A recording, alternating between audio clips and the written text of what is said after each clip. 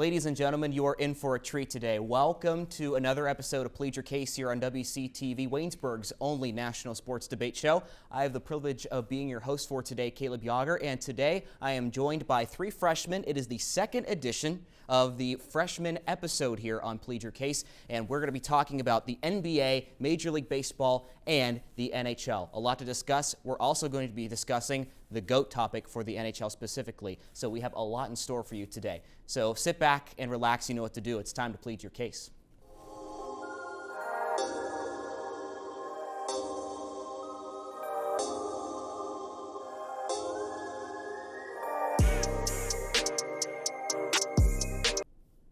The commissioner of the NBA, Adam Silver, recently addressed an issue going around the NBA about tanking in the league. That's the first topic that we're going to discuss today here on Plead Your Case, Waynesburg's only national sports debate show. Once again, I'm your host, Caleb Yauger, and today I'm joined by Logan Arblaster, Bennett, and Seth Adams. Seth, we're going to start with you.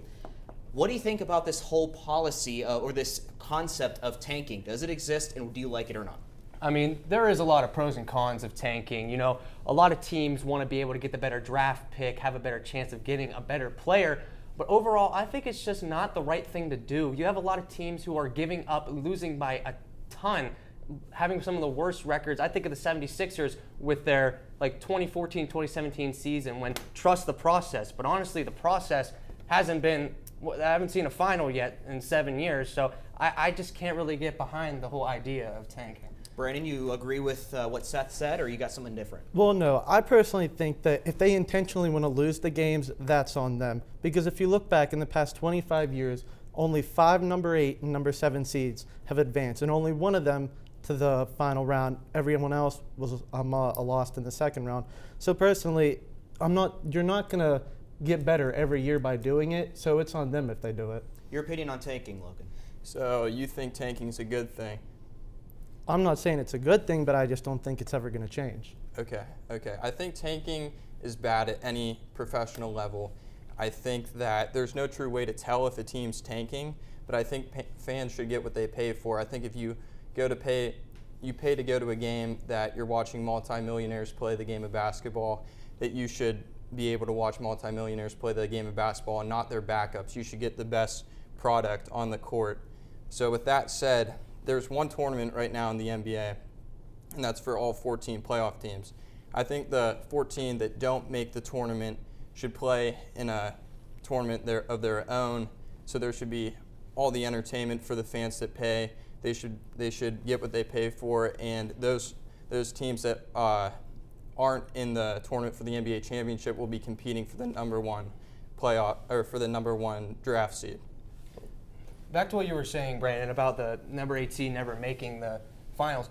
If I'm that team, I want to go out there and I want to prove them wrong, not just to get a better draft pick. You're at the 8th seed. You might as well go and set history. You might as well ball out and do what you can to be the guy. I can't fathom the idea of losing just to get potentially a better player. You don't know if that player is going to be the best. You don't know. It's all a gamble. It's all luck based, and that's why I can't fathom the idea of tanking. Brandon, you got a response to that? Yeah, it's just highly unlikely the number 8 seed is going to move on. But I want to be that guy who makes history. When I'm watching my team, I want to be out there. I want to watch them go out. You know what I'm saying? If history is bound to repeat itself, it's just not going to happen. I just can't. I can't believe that. Well, Adam Silver, quotations from him, putting teams on notice, pay particular attention to teams tanking in response to possibly putting punishments or repercussions on this idea of tanking around the league. What do you guys think about possible punishments for these teams that decide to do this? Logan, we'll start with you and go this way. Sure thing. Yeah, I think that if you tank in the NBA, I think potentially your owner should be removed from his spot because that's where it starts. It starts at the top.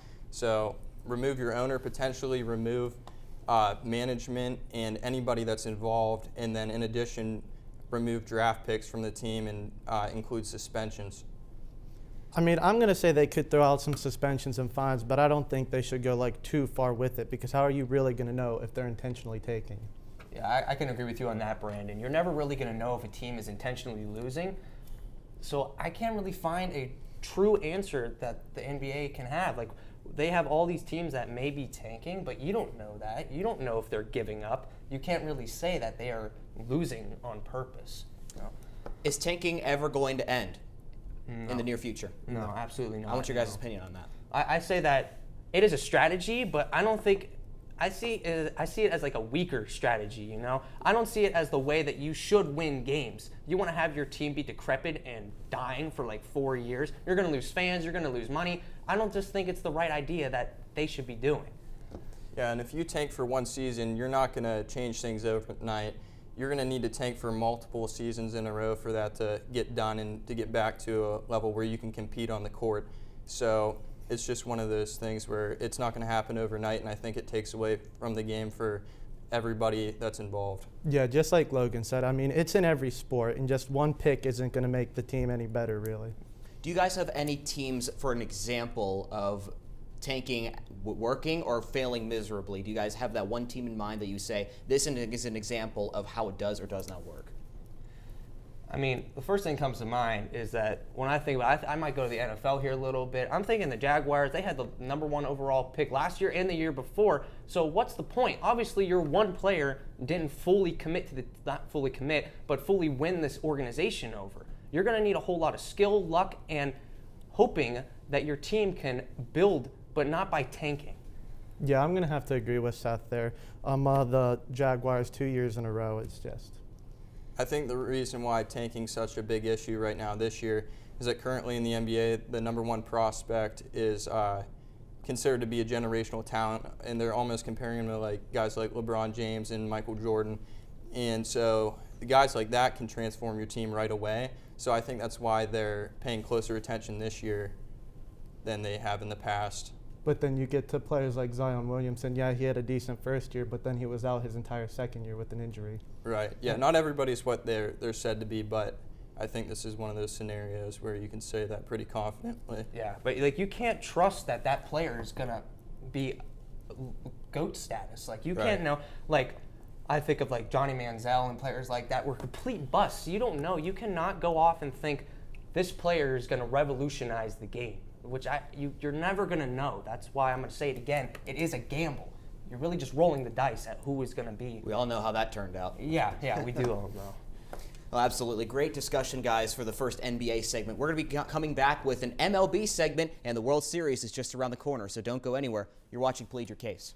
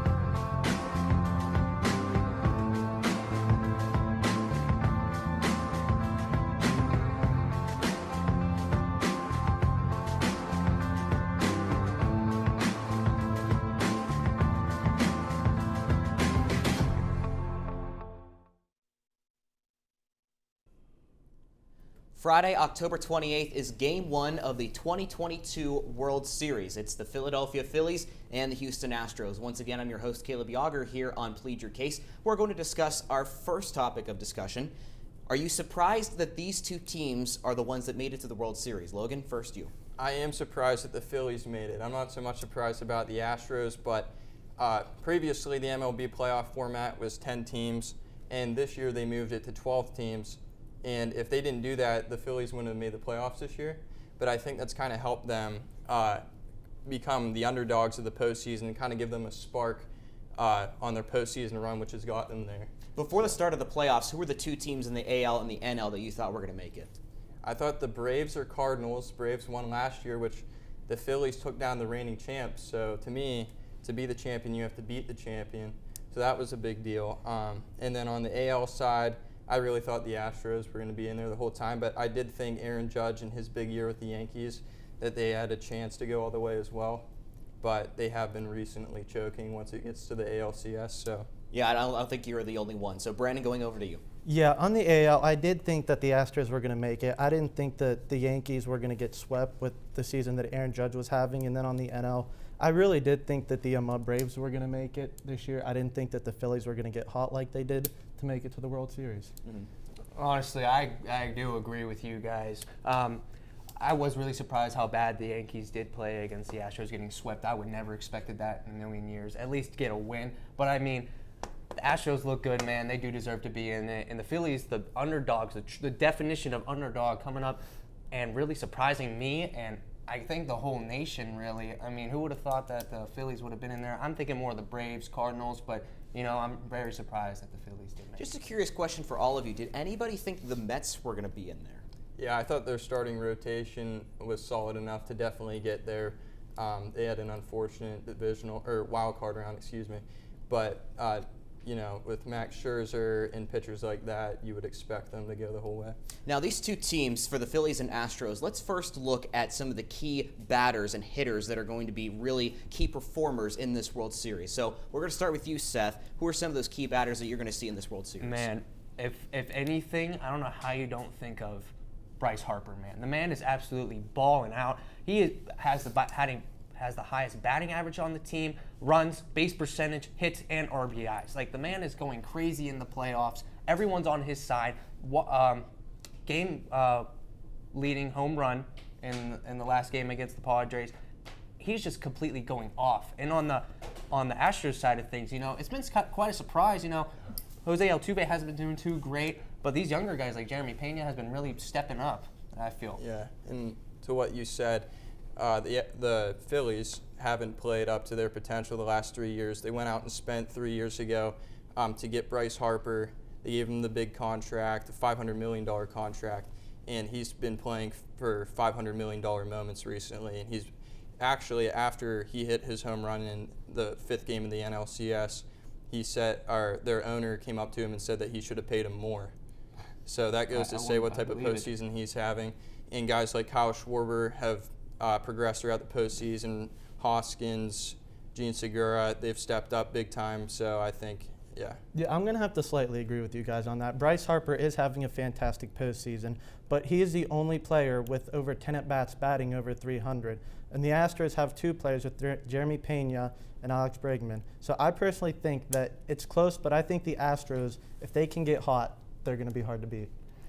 Yeah, I can agree with you on that, but I just think the Phillies are going to be able to – they have, like, all the fire in the world right now. They have the whole nation on their side right now. I mean, they can just go crazy, and I think that's what they're going to do. Yeah, let me tell you what, environment matters when you get to the postseason. Absolutely. And all time, the Phillies' record at home is 20-9 in the playoffs, and this year they're 3-0. So you can't tell me that hasn't had a big impact on the playoffs. And also, the last time they won a World Series, they went 7-0 at home. So I think that having that home environment will propel them the rest of the way. But the Astros, they're going to be a tough team to take down. In 33 innings out of the bullpen, they've only given up 3 runs. But if there's any team to do it, it's going to be the Phillies, and it's going to be because they have the home field advantage in the playoffs. That's a great segue into the next topic of our discussion. Who really has the home field advantage here? Obviously, the first 2 games are being hosted in Houston, and they will host Game 7 if necessary. But the Phillies have been really good at home, like you said, Logan. So who really has the home field advantage in this World Series? I got to say the Phillies. They have 32 runs scored at home this postseason, and that's the second most all-time out of a National League team in the postseason. So you can't really beat that. I don't see how the Astros could have a more home field advantage than that. Yeah, the Phillies might have a home field advantage, but if you look at their bullpen, it's a 4.27 ERA. They're struggling in the bullpen. I don't think that they're going to be able to handle the Astros if they get hot. I feel if the Phillies do want to make this, they want to go out and win this World Series, they need to win at least one of these first 2 games away. They need to win at least one of them if they want to win this series. And it's going to be a real challenge, but if they can go out at home, like you said, they're undefeated at home. They have all the sparks in the world at home. If they go back home and win 2 of those games, are up 3-1 in the series, it's looking very promising right now. Now, Brandon, you mentioned pitchers. Key pitchers in the rotation for both of these teams. Logan? Yeah, Zach Wheeler is definitely the dominant ace that the Phillies will need to propel themselves. They also have Aaron Nola, who I think both those pitchers will be starting game 1 and game 2 for them. I think this gives them a good chance, like you said, to maybe take one of the 2 games from the Astros when they're on the road. And if they do that, I think they're going to take the series as well. It's not going to be easy, but starting those 2 guys definitely gives you a chance. Brandon? Yeah, I'm looking at the Astros. They have 3 ace pitchers in Verlander, Valdez, and then the legend in the postseason, McCullers. I just think it's going to be hard to beat them. I got to agree with you. I feel that the Astros pitching is slightly better, but you can't count the Phillies out completely. Zach Wheeler's been looking really good this postseason, and if he can keep doing what he's been doing, then I feel if they get that win away, I feel that they can. The Astros have been there 4 times of the last 6 years, and they've only won 3. So they've been predicted to win more than once, and they've only done it 1 time. Yeah. So I think it's quite possible the Phillies could pull off the whole underdog story. Yeah, but they've been there they won in 2017, but unlike the Phillies, they've made it. They know what to expect when it comes to the World Series. All right, guys, it comes down to this. Pick your winner. Seth, who is it going to be, Phillies or Astros? I got Phillies, man. I got the Philadelphia Phillies in 7 games, and I got Bryce Harper winning the whole MVP. The man's unstoppable. He literally can hit anything. So I'm going to go Astros in Game 6, and I'm going to pick Jeremy Pena for my MVP. 1-1. You're the tiebreaker. I'm going to have to disagree here with Brandon. I think the Phillies take the World Series in 7 games. I think Bryce Harper's the MVP. Like Seth said, he's the $500 million man for a reason. So, all right.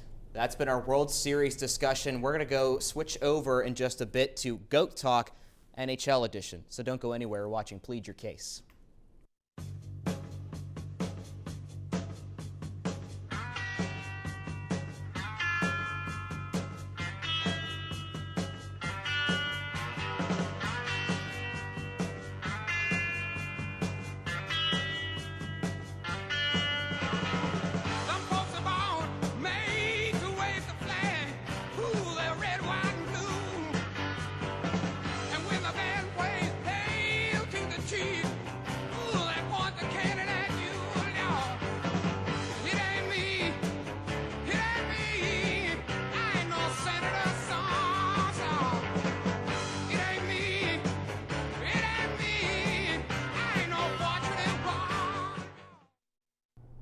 Welcome into our NFL Pick'em here on Plead Your Case, here on WCTV, as we talk about all the games going on in the National Football League for Week 8. I'm Austin Bechtold, joined alongside the defending champion Colin Rhodes and this week's challenger Ethan Spozarski. So guys, great to be joined alongside you here today. Let's start right out of the gate with the Thursday night football game. The Baltimore Ravens in Tampa Bay to face the Buccaneers. Tom Brady trying to break a losing streak for Tampa Bay under 500. Colin, who wins it? Well, I think the losing streak is going to continue. I choose the Ravens to win this game. Tom Brady has just not looked himself. Of course, the Buccaneers lost 2 games against teams that are just not that good. Steelers, the Panthers. Last game was also a really bad loss. In total, 6 points for the Buccaneers. The Ravens have been looking good. I'll say that. They beat the Browns in a really good fashion. So I'm taking Lamar Jackson and the Ravens. I'm going the complete opposite end of the spectrum there. I don't think Tom Brady is as washed as people make it. I think it's time he takes his cup, goes back into that fountain of youth, takes a swig, and gets set for Thursday. I truly believe that he can beat this Lamar Jackson team that offensively, besides, they had a good game, but it wasn't a great game. It was a struggling game. It came down to the very end against the Browns. The Browns offense, with their struggling quarterback troubles with Jacoby Brissett, just didn't look good enough for me. Give me the Buccaneers. I think they rebound. The Denver Broncos and the Jacksonville Jaguars begin Sunday's slate of action at 9:30, game being played in London. So, Colin, who pulls out this game? Jacksonville has had a ton of games, home games being played in London. Do they somewhat have a home field advantage here? Well, I'm not exactly sure if you could call it a home field advantage, but I think they'll have a familiar field advantage in the Broncos. They don't have Russell Wilson, who hasn't really looked all that good this season. They have Brett Rypien as their starter, and if I recall correctly, he's never started a game in the NFL. This would be his first start. The Jaguars, meanwhile, they aren't the best team, but they've had some good games, and I think this is going to be one of their good games this week against the Broncos. Well, Brett Rypien, they actually did get the start last week against the Jets, and that Denver offense continued to look god-awful. No matter the quarterback you got in there, I like what the Jacksonville's doing this year. Yeah, they're 2-5, but they've looked a lot better. Christian Kirk's developing nicely. Trevor Lawrence is developing nicely. Travis Etienne isn't actually doing all too bad. Give me Jacksonville right now in London to win and beat the struggling Broncos. Carolina and Atlanta. Carolina pulling a stunner against Tampa Bay. Atlanta also floating around. Who do you think wins it, Ethan? Well, if you're me, PJ Walker and the Carolina Panthers. That's it. Well, I actually have to disagree. As much as I really loved seeing PJ Walker with the Houston Roughnecks in the XFL, them going 5-0 before COVID hit, I think the Falcons are going to pull out with this game. Marcus Mariota has been really good with the Falcons. They've been sort of an under-the-radar team from what I've seen. I think the Falcons are going to beat the Panthers, but it will be a good game. Chicago Bears and the Dallas Cowboys. Cowboys got Dak Prescott back last week. The Bears crushed the New England Patriots on Monday Night Football. What could happen in this one? I would say it's going to be a very exciting game. I believe that to be a fact because Justin Fields, to be honest, this is one of his best games in the NFL we've seen pretty much his whole career. The Chicago Bears defense looked really good, and I think that it was a very exciting Monday night game. With that being said, I'm taking the Dallas Cowboys to win this football game. Dak's back. Zeke Elliott actually looked really good in the run attack. I'm going to agree. I think Dallas is going to beat the Bears. They looked good with Cooper Rush at quarterback. I think they've looked better with Dak Prescott back under center. So I think the Cowboys are going to win this game against the Bears in pretty convincing fashion. Miami Dolphins and the Detroit Lions. Detroit continues to struggle while Miami got Tua back and won on Sunday Night Football, Colin. I'm picking the Dolphins. I mean, Tua came back. He looked pretty good. And the Dolphins, they started off with a really hot offense, and then they've really became stone cold. I can't really see them winning this one. Yeah, give me Miami for this one. Tua Tagovailoa, he had whatever complications he had, concussion and back-wise. He comes back on Sunday night against the Steelers. It must have been the shaking of the hands of the legends with the 72 Dolphins, and he just turned on the quarterback we saw before he got hurt. I like Tua and the Miami Dolphins in this situation to beat the Detroit Lions. Arizona at Minnesota. In the Dome. Who do you like, Colin?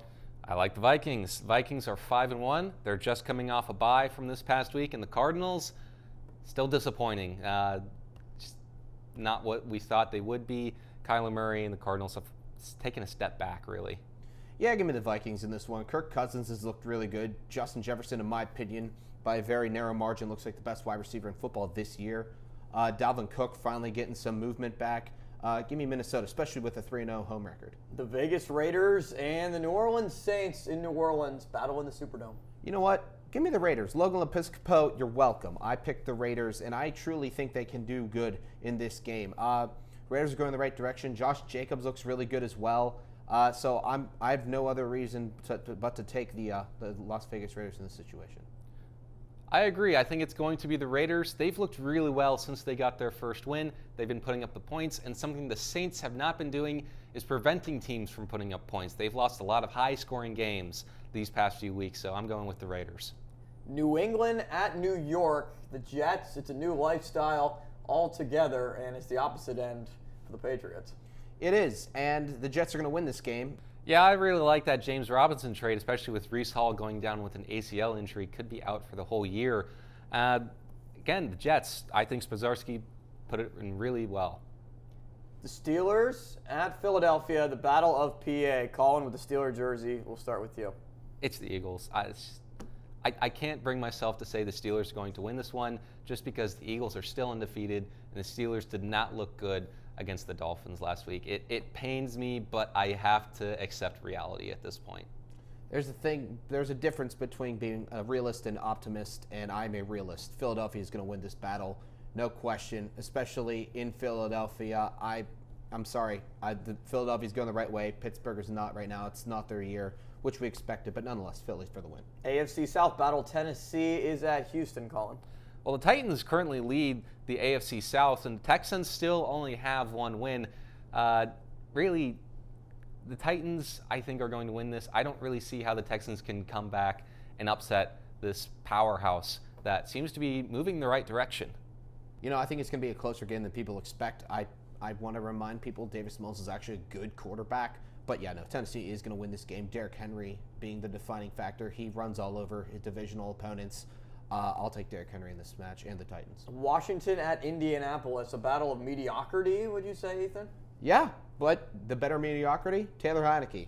Give me the Commanders in this situation. Well, that big quarterback change is something to take note of, but I do think the Colts will be beating the Commanders in this one, even with Sam Ehlinger in at quarterback, simply because the Colts, I think, have just been better than the Commanders. Sure, they're both mediocre, like Austin said. But the Commanders, they upset Green Bay, but how much of it was an upset when Green Bay is obviously taking a huge step back this year? San Francisco and the LA Rams and maybe the NFC game of the week? Definitely the NFC game of the week, but at the same time, San Francisco has won 7 straight regular season games against the Rams, and if you want to go technical, they're 7 for their last 8. Kyle Shanahan, yeah, he has a losing record as a head coach, but that doesn't matter. He owns the LA Rams. I think the Rams are going to pull out the win on this one. Sure, the 49ers just got Christian McCaffrey, but they lost pretty handily to the Chiefs, not going to lie. And sure, the Rams aren't the Chiefs, but I think the Rams are going to see some improvements in this game. The surprising New York Giants at the surprising Seattle Seahawks, who surprisingly wins. Surprisingly, I'm going to go Giants in this one. I think their winning ways continue. Yeah, Geno Smith has looked actually really good, but if DK Metcalf is out for this game, I am definitely, certainly putting all in for this Giants. Saquon Barkley has proven me wrong. I didn't think he was going to have such a good year as he is, and he's having a great year. He's in the top 3 in rushing right now, and he looks like one of the best running backs in the league. I'll keep Danny Dimes throwing all those passes, too. Give me New York. Yeah, for much of the same reason, I'm going to say the Giants are going to win this game. They're just really improved from the last year. Well, they picked 2nd last year in the draft, and now they're one of the few teams with just 1 loss. And the Seahawks, they've looked really good, but they haven't been at the same level of improvement as the Giants. Green Bay at Buffalo in what was supposed to be one of the most highly anticipated games of the year. With an under 500 Green Bay team at Buffalo, the Bills are big favorites. Yeah, and that's why I'm picking the Bills. It's Josh Allen against a missing puzzle piece of the Green Bay Packers. Ever since they traded Devontae Adams, it's just not looking good for them right now. Yeah, Aaron Rodgers is he's a great quarterback. There's no question. One of the best, going to be a Hall of Famer. He's not a leader. He's just not that guy for this team. I don't think he's the guy, at least for these rookie receivers and young guys here. So I think right now the Bills are going in the right direction. Josh Allen looks like one of the best quarterbacks in the league. He's connecting with Stephon Diggs. Their run game actually looks good.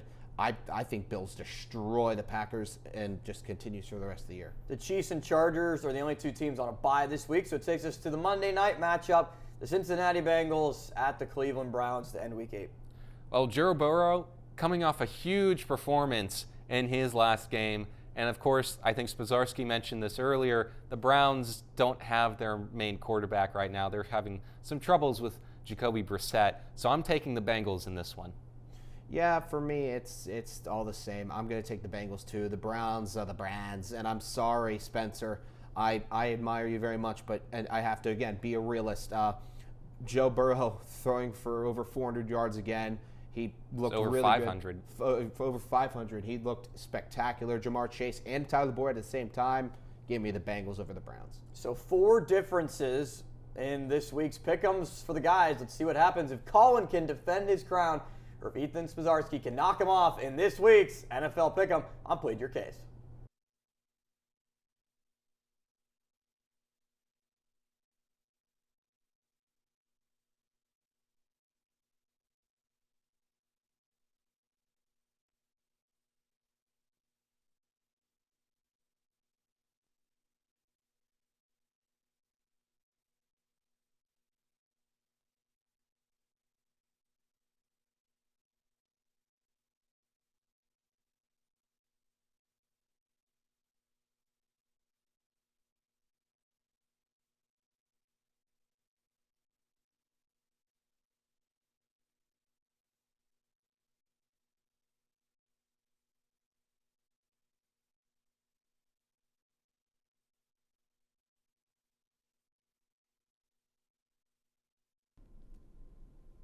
Gretzky, Lemieux, Gordie Howe, some of the iconic legends in the NHL world. Who is your greatest of all time? That's the question that we're going to pose to the panel today. Logan, we're going to start with you first. Who is the greatest of all time, in your opinion, for the NHL? Well, the greatest of all time player is definitely debatable, but the most productive player of all time is not debatable.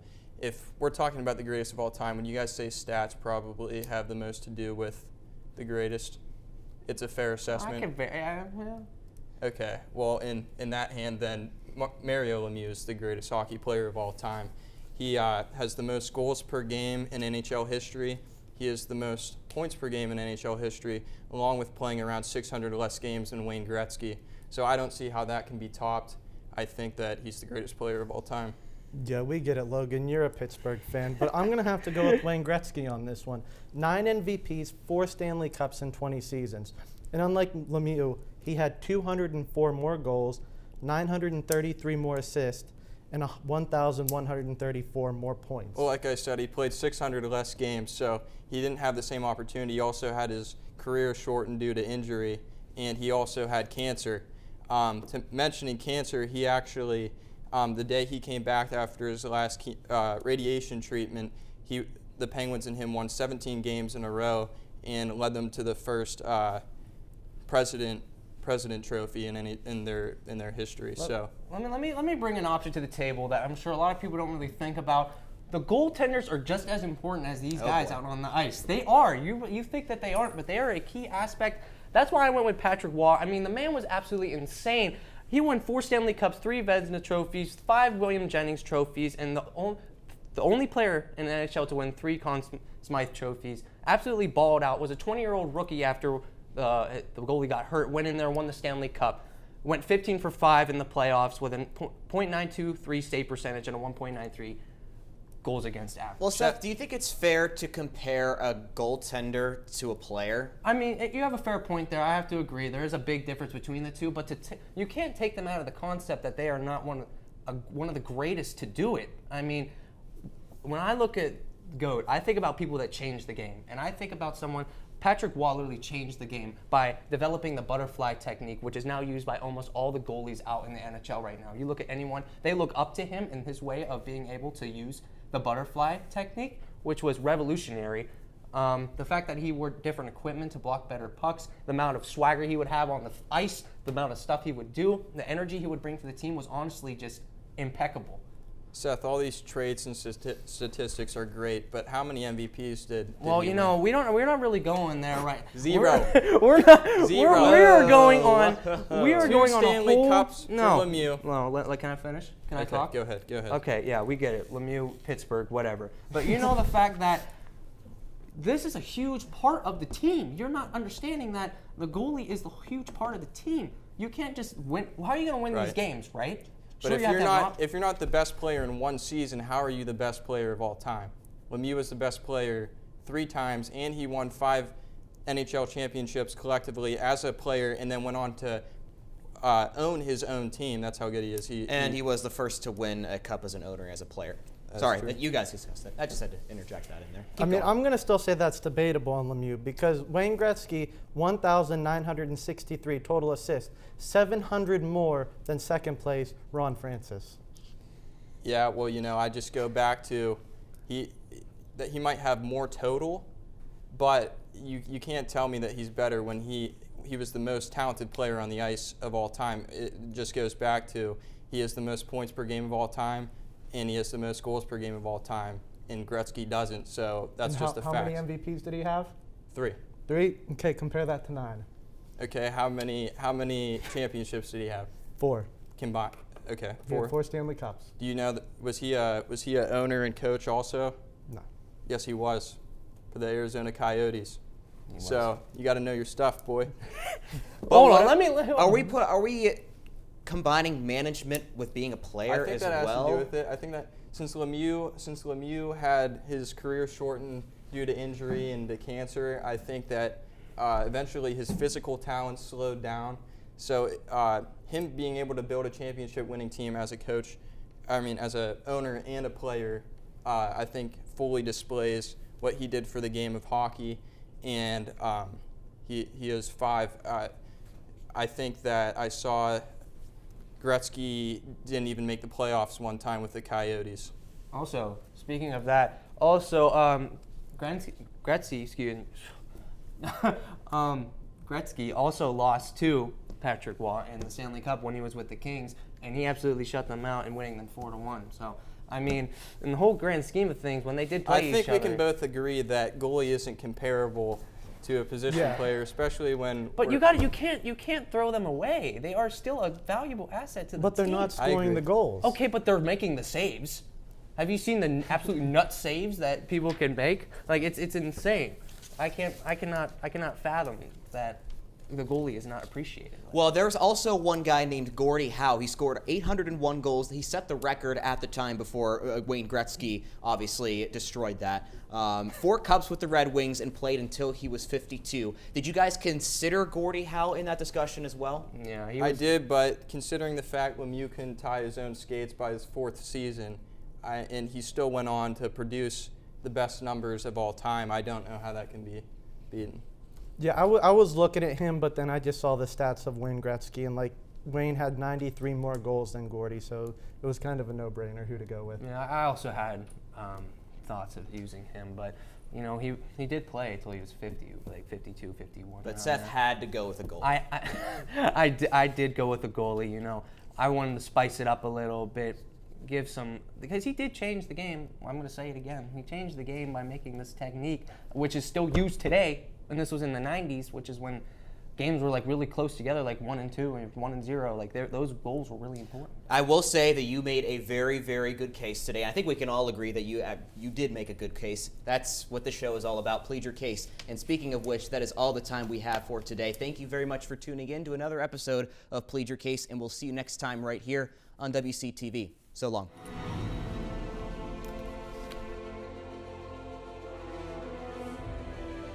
This has been a production of Waynesburg Community Television.